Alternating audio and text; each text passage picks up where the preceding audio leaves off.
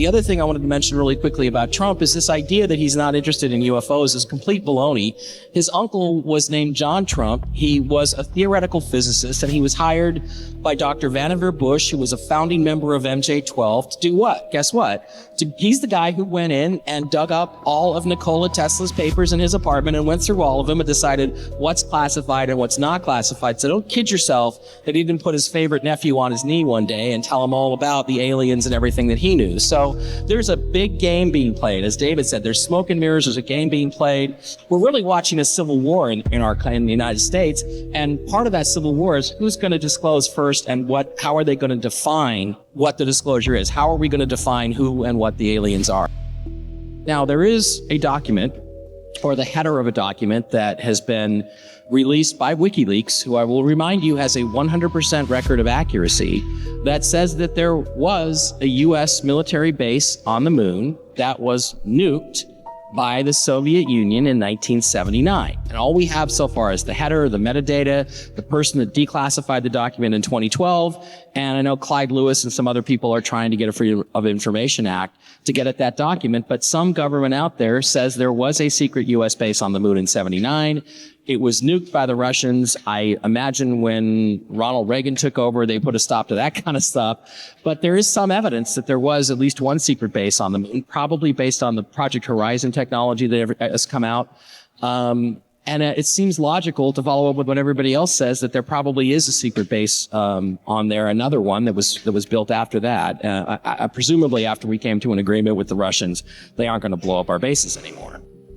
It was about 3 years ago, and that John Burroughs and I were doing Phenomena Radio on KGRA, and one of the people that we interviewed was Lynn Buchanan, who was one of the controlled remote viewers in Project Stargate back in the end of the 80s.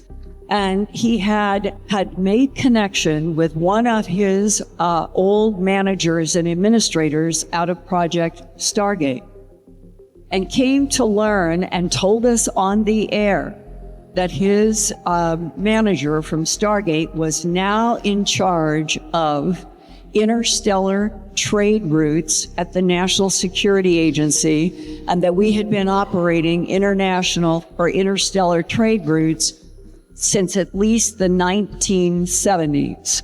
That supports some of the stories from whistleblowers that we have had a secret base on the moon since at least the 1970s as well. Obviously, the stuff on the moon they don't want us to see. I've seen some of the photos, and I'll admit it's really interesting because there are structures up there I cannot explain. You got the arch, you got the tower, you got the thing looks like a Enterprise from Star Trek, been slid in, dirt thrown up around it, and call it a moon base. I have no idea what those things are, but like crop circles, which y'all do have, they warrant serious investigation and looking.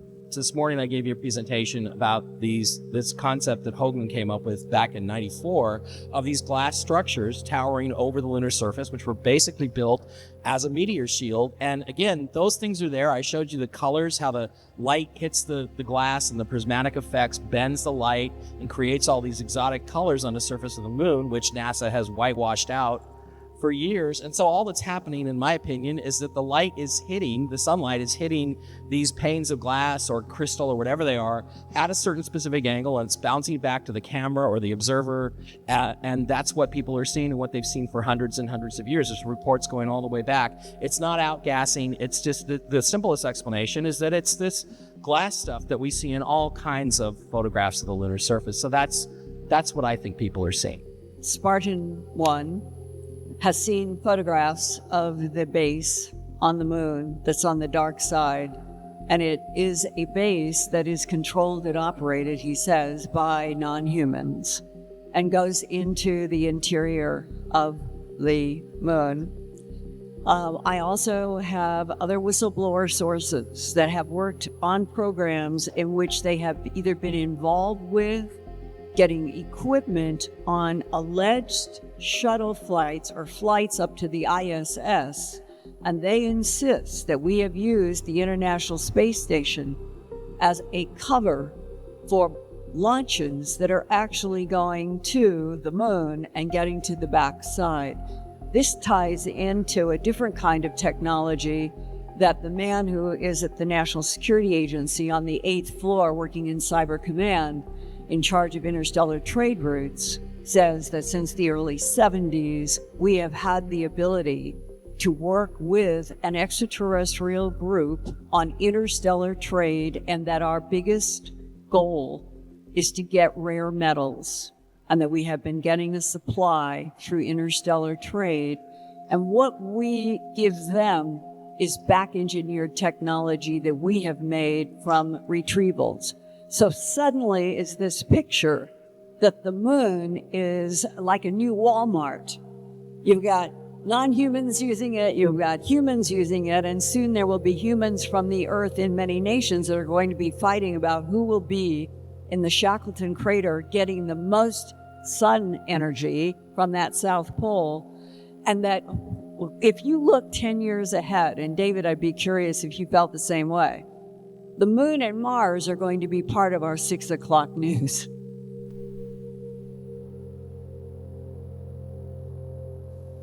Where I was 50 years ago today, I was leaning back against Viola Armstrong's knees.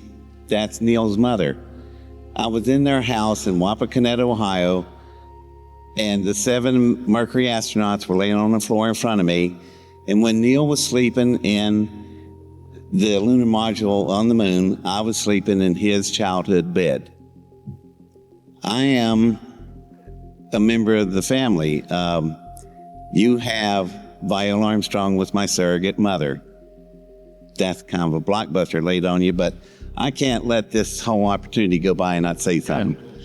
I know so much personal stuff about the Armstrongs you wouldn't believe it. How did that happen?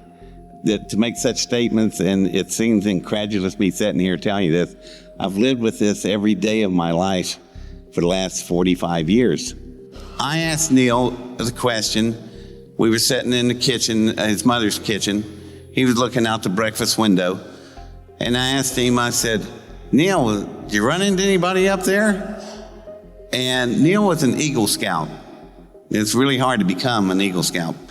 Neil was last of the Boy Scouts. He would never lie. So he didn't want to lie to me, so he stared out the window, and it's a look on his face. And I've known him for years. So the look on his face was, he didn't want to lie. So what he said was, there are things we're going to find out later, and that's all he said. But that was enough for me. Something happened up there. He ran into something, what, I don't know. But it was enough to really alter his life. Viola was worried about it because that wasn't the sun that came back from the moon, that was one that went to the moon. So she even knew something happened, but didn't allude to what. So that's, yeah, they are doctoring the photos. They are hiding something up there. What, I don't know, but let's go find out. How about that? So we had a lot of resources and contacts, and one of the goals that I had was to interview as many astronauts as possible who may have seen something unusual in their stories. And at the top of my list was Neil Armstrong. And what I was so puzzled by is that when I started what was easy with other astronauts, Pete McDivitt answered the phone at his home, and we were able to do an interview with him and with others. But to get to Neil Armstrong, it was 2 weeks in, and I was becoming very, it was almost like urgent. We have to find out why it is that we cannot get in touch with the man who made history of stepping on the moon. And that led to a pilot who Neil Armstrong had known in his late teens when he began working toward becoming a pilot. And I had a dinner meeting with this pilot who said, remember the big ticker tape parade in New York after Neil Armstrong had stepped onto the moon? He said, well, I called. I've been his friends for a long time. And the Neil that answered the phone was not the Neil that I remembered. His voice sounded down, and I was so confused because now he was the most famous person on the planet. And he was invited over, and he said when he got there, the lights in the house were nearly off or just dim. His old buddy was not effusive. They went into the living room, said Neil Armstrong sunk down, slumping into a sofa, and mentioned to the pilot, "Why don't you sit there?" And he said, I looked at Neil, my old friend, and I said, "What is wrong?" And he said this old buddy that he is just getting there and hadn't seen for quite a while is not even looking at his eyes and is looking down at the floor when he says, "Remember when that last 15 seconds and we're coming down in the lander and NASA made an announcement to the public, everyone heard it? There are rocks and they're going to turn the lander and you see dust come up." And the pilot was saying to me, Neil explained, he put his hand out and he said, "We were looking at 3 huge silver discs on the rim of the crater, and it would have been broadcast straight to the world." And the whole rest of the discussion, he said, which was not very long, boiled down to Neil Armstrong telling him that night, his old buddy, "I'm not going to go out into this world with a chain around my neck and lie." And that, as far as I know, is a true story about a human being who did something that seems beyond extraordinary. And yet his own existence on the earth after he returned, as most people know, was he basically disappeared. Except for a very few pieces, he disappeared. And I think that that pilot gave me an insight. And David, I don't know if you have another insight. I do. I didn't know, I never heard anything about the 3 silver discs, but that doesn't mean they wasn't talking about it. But Neil went through a horrible time when he came back. And just a few months after he got back, he divorced his wife. I was there when the divorce went on. It was ugly, very hurtful to him. And where he went after that, he went to South Dakota to the oil fields with his brother, and they ran oil well derricks, and they sold out in the 80s right before the bust. They made a lot of money. Neil came back, and then he went to Lebanon, Ohio, and taught physics at the University of Cincinnati till he retired out. But to show you how vastly private Neil is, Neil sued his barber because his barber was taking clippings from his hair and selling them. And so he sued him not to do that. That's how intensely private this family was. So that's why he disappeared, because he just offered his brother. But you know, you pointed something out that just made me remember. Before he went to the moon, he had the prettiest eyes you ever seen, like Paul Newman. When he came back, he was always staring down. And I forgot that until you said it. And William Mills Tompkins, who died about 18 months ago, at 93 or 94 or 95, I've forgotten, but he had worked with Bob Wood on 1 or 2 books having to do with what he described as a career working with the Navy and doing scale models of varying kinds of UFO craft. And William Mills Tompkins, in a 5-hour interview recorded with me, and I think I've only done 3 5-hour interviews in my entire professional career, William Mills Tompkins told me, independent, I had not talked to him about Neil Armstrong or this story that I just told you. William Mills Tompkins said, and after Neil Armstrong walked on the moon, he said, I was shown in the office where I worked the 3 silver discs lined up that we did take photographs of that were just hidden by the turn and the dust, and that they were 3, and he said, about the size of football fields, and that matches what the pilot told me that Neil Armstrong told him. there were a number of major cataclysms in the solar system in the fairly, it could have been 100,000 years ago, or it could have been millions of years ago. But clearly there was once a planet that orbited about where Mars orbits now, because you can look at Mars itself and you can see that it has two massive tidal bulges. And the only way you get a tidal bulge like that is if you're in an orbital lock relationship with a bigger planet, like the way the moon is with Earth, where it always shows the same face.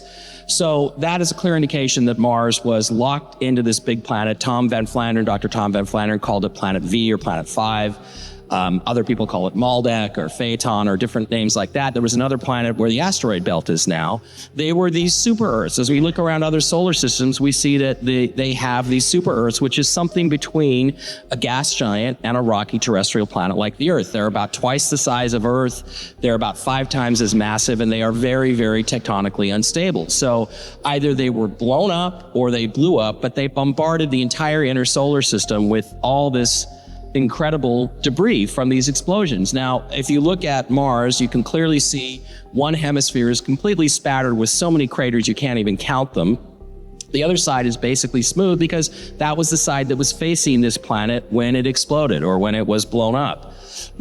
You look at Venus. Venus has a massive scar about 1/3 of the way around the planet. So I think Venus was an Earth-like world before, until this giant piece of something hit it at 43,000 miles an hour, ripped through the core of the planet. All this volcanic activity started, vaporized the oceans, and created this atmospheric hell that exists, sulfuric hell that exists on Venus now. And the same thing happened to the moon, because you see, I showed you the pictures of these glass structures, and there are parts of them that have these huge holes in them where they've just been battered through by some sort of debris. So I basically, as you look all around the solar system, including the Earth, you see these massive impacts, the ones that killed the dinosaurs, which the scientists tell us were 65 million years ago, but it might have been 65 million years ago. The truth is, when scientists, these guys date things, they date them based on crater counts, because they assume that in the far distant past, there was a lot more debris around that could collide with stuff. But if that's not true, if planets can explode, then crater counts are useless in terms of dating. So truth is, we don't really know when these things took place, but I think clearly whatever civilization or civilizations were on the moon, and I think there were at least 3 or 4 epochs of, because there's stuff high up, there's stuff down below, there's stuff underneath, there's all these different civilizations that were probably there. Yeah, they were caught up in one of these several cataclysms, and honestly, they may have been natural disasters or they may have been wars, and we just don't know. There was an experiment done when Neil put the packages out on the moon. There was about 7 different instruments altogether. One was a solar wind that could measure the solar winds. Another was a micrometeor impact device. Another was a pyramid of little mirrors, which is the thing that we use to fire lasers to the moon and back. So if we didn't go to the moon, how come we kept those mirrors up there? I can give you a phone number to 3 different observatories that fire a laser every single day to the moon, and it bounces back off of those mirrors so we can get measurements. And yeah, we were up there. And one of the instruments they put down, they didn't put them on all 6 landing sites. I think 4 of the landing sites got it, but Neil's was the first. It was a seismograph. Pushes the rod down the ground. They leave the moon, go back up to the command module. They get out of the upper stage of the lunar module. Then they shove it back down to the moon. It flies back into the moon and crashes. When that stage crashed into the moon the very first time, the moon rang like a bell for 3 hours. The moon is hollow, y'all. And who told us? NASA. That's the irony of it. So what happened as the flights went on to Apollo 12, 13, we didn't land, we went around. 14, 15, they put bigger hydroxine motors on the retro rockets so they could fire the rockets and pick up more speed and make a bigger impact. The other lunar seismographs were put out there, and at the very last one on Apollo 17, when we fired it back in, the moon rang for 3 days. Now, if somebody was living inside the moon, I'm sure they loved that. But The moon is so odd, y'all. I can get on a blackboard if I had one up here, and mathematically I can prove to you that the Earth is not big enough to capture a moon of that size and hold it. It just can't. The weight is not there. The what we call it, the specific gravity is not there. Also, the moon is locked in a tidal lock, which means it doesn't rotate. So we see just one side of it, and that's it. That's unusual. I'm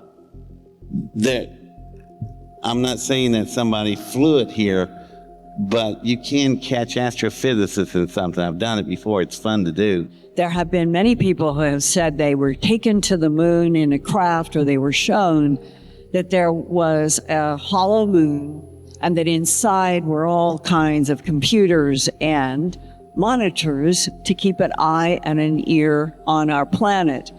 And that when you talk with astronomers about the uniqueness of Earth's moon and the size of it and this whole question of whether it's hollow, the one thing that I've always been impressed by was the first time I realized if you go through the rest of our solar system, there is no other planet-moon system that is going to have eclipses of the sun and eclipses of the moon because of the perfect fit, as if that was also part of the setup of the hollow moon to watch and to give a drama on this planet that would somehow manipulate or influence humans. And that all comes up in the human abduction syndrome literature.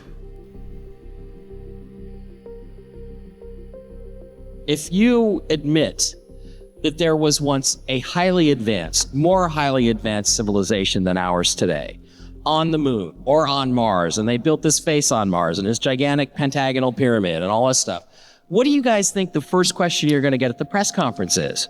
What happened to them? And if the answer is, well, this planet right next to Mars exploded, people are going to go, wait a minute, planets can explode? I mean, do you really think that they want those kinds of questions? So that's the reason. It goes all the way back to the Brookings Report, where they talked about if you discover artifacts, you should seriously consider not telling anybody, which became the basis for 2001: A Space Odyssey, the film. It's pretty obvious that when you introduce something like that into the body politic and into the mindset of people, it could have disastrous consequences. Because guess what? Last time I checked, we live on a planet. And there are actually papers out there that talk about how you can have a natural nuclear chain reaction on a planet of sufficient size and mass, and the Earth qualifies, and the whole thing can just go boom for basically no reason. So if that's actually, now I don't know if that paper is rock solid, but it's a scientific paper that was out there that's been peer reviewed.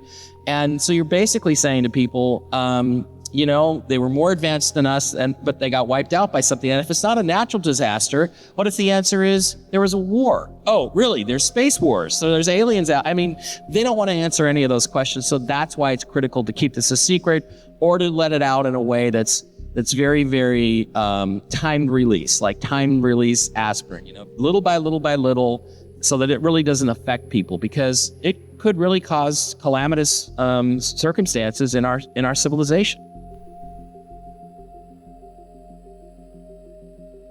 30 years ago. Now imagine how young y'all would be 30 years younger. I went to Beijing, China, and CSA called me, China Space Academy.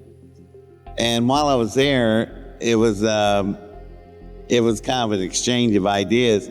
And I don't know how I got started. I just got started and wouldn't stop. But I drew out on the blackboards an entire mining operation for a substance called helium-3. Helium-3 is an isotope that's made by the sun by the tremendous heat, thrown through the solar system by the solar winds nearly at the speed of light. Earth does not really get hardly any of it, called the Van Allen radiation belt and all the layers of atmosphere, but the moon has none of that, so it slams into the moon. Well, why is helium-3 so important? Well, you're about to learn why. I showed China how to build these droid Earth-moving robots, and you've seen Earth movers, you see how big they are. Well, you land one, soft impact it on the moon, the thing starts rolling across an area actually no bigger than this room would do. And it will go down about 12 inches, pull up the soil, crush everything into a hopper, put the hopper into the direct sunlight, heats the crushed material and rocks up, and then out comes this gas, and then the machine turns its back to the sun and puts that gas chamber into the shade, which is 250 degrees below zero. The gas turns into a liquid. That's liquid helium-3. You then fire it into these things like little rocket bullets. They fire off of the Earth mover, go up to orbit to a mothership, and you load them in like bullets in a cylinder. The cylinder then flies back to Earth, lands by parachute with an ablative heat shield, and there you've got liquid helium-3 in your hand. Well, what good would that be? What we found out from the 1,200 pounds of moon rock that we brought back, the University of Northwestern conducted experiments and they got hold of helium-3. We took the helium-3 and had this idea of what would happen if we put it into a pile rod of a fusion reactor. Well, we did. You know what happened? Efficiency shot up quadruple. And the half-life reduced itself by 50%. So suddenly we're getting clean fusion power from helium-3. And I thought that was kind of cool, and I left. What I didn't know the little boogers were going to go. They're up on the moon right now, on the backside mining with my droids. So I don't care. I'm kind of glad they did it, but all I can tell them is move over because I'm coming. And I'm going to mine helium-3. That's an urgency to get back to the moon to get a helium-3 to add to our energy depleting resources on this planet.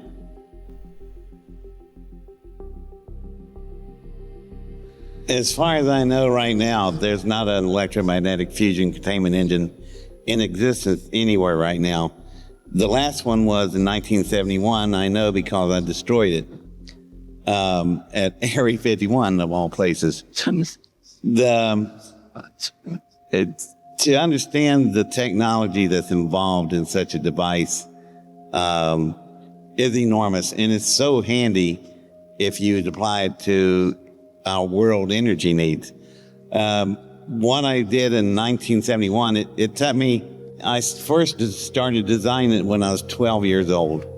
So for 5 years, I worked on design. Then for 26 and a half months, we were under construction. And I had an army of people helping me, not just by myself. I had General Curtis LeMay as the project manager. And then we had Oak Ridge, Tennessee, Lawrence Livermore Laboratories. We had Los Alamos, Battelle Memorial, RAND, and go down the list as long as your arm.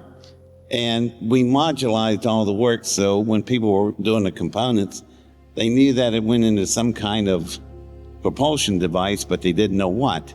And LeMay set that up, really smart, so you can't figure out what it was. When we got all the parts back, we did the final assembly at my lab, and we got it done.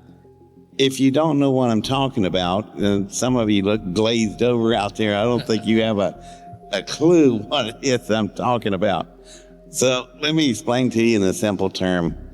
I created a magnetic bottle, and inside that bottle I detonated deuterium and another substance for proprietary reasons I'm not going to tell you. But when I detonated, I had a hydrogen bomb explosion. I contained it. It stayed in the bottle. Now, don't be sitting there thinking, well, there's no material on Earth that could withstand a hydrogen explosion. You're absolutely right. There is nothing. It's what's holding it in place is magnetic fields. These magnetic fields that I've created, which took me from age 12 to 17 to get perfected, these fields are operating as a black hole does in space. And it's the configuration that I have it set up on. No containment project right now running today has the containment configuration that I have. They are running on tutorial compressors. Looks like a nautilus. You ever seen a nautilus cut in half, concentric circles? Well, that's what their designs are. they're never going to get fusion containment because that's only half the answer. You have to have two of them. And when you hook them together, the cyclotrons will then blend them into a figure eight. What's the figure eight turned sideways in math? Infinity, thank you. So, it's an old adage from an Oriental expression, let the dragon chase its own tail. So it's locked forever in this continuous infinity loop. And with that, I can tap on it through a plasma beam. I can open up an orifice, a hole in the field, and tap onto that power. And it's such enormous power. And some people said, you're talking about cold fusion. No, this thing's not cold, y'all. Inside my magnetic bottle, it runs at 100 million degrees centigrade. That's 10,000 times hotter than the core of the sun. So it's extremely hot. That's why it would be so handy here on Earth. Can you imagine what I could do to Yucca Mountain? I could eat it. And there would be nothing left, not even radiation. Feed it into this thing, get energy out of it, and the material is gone forever. Imagine what I could do to the trash in the oceans. Eat it. No hydrocarbons, no atoms, nothing left. It's total annihilation at that pressure and temperature. So it's a perfect waste disposal energy system that you could use here on Earth. If you go to phase 2, 3, and 4 on it, you move it out into space where it's supposed to be. Never was supposed to be launched from the Earth to orbit. That's just our military wanting to speed up the process. But if you put this where it's supposed to be, what can I do for you? Well, I could answer Einstein's riddle. How can you go millions of times faster than the speed of light without breaking the speed of light and stay within Newtonian physics? That's what I was able to do. That's probably about as clear as mud to you, isn't it? Let me give you an example. You don't have a piece of paper over there, do you? I do. Okay. Now, right here is us, Milky Way galaxy. Over here is Andromeda galaxy. To get across this page at the speed of light at 186,000 miles a second, it would take you 200 million years to get across this page. Well, that's just not going to do, y'all. We don't live that long. So we're going to have to go a little bit faster. How much faster? About 1.5 million times faster. So what happens is with my engine, remember the magnetic bottle, the magnetic spheres? I don't have 5 hours to explain the details, but I can get an echo wave outside this chamber to go outside my spacecraft. Then my spacecraft becomes like what did I say it was operating like?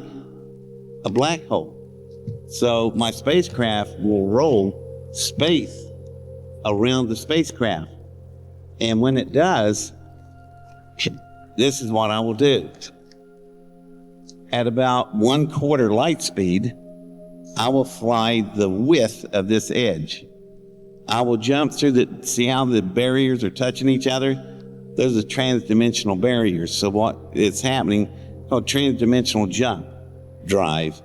And you'll go across this page at about 1/4 light speed. In about 5 to 8 minutes, your time, you turn the engine off, and now you're over here at Andromeda Galaxy. You went hundreds of millions of times faster than the speed of light without breaking the speed of light. I wonder what old Einstein would have thought of that. So anyhow,